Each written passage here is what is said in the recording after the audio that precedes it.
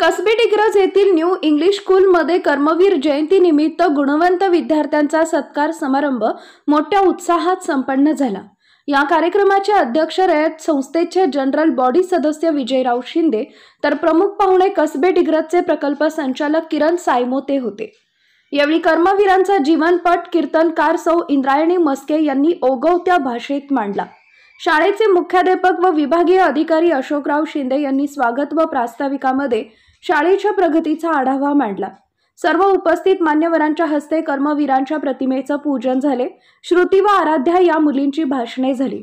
प्रकल्प अधिकारी श्री सायमोते यांनी दर्जेदार शिक्षण घेऊन गावचा नावलौकिक वाढवण्याचे आवाहन केले।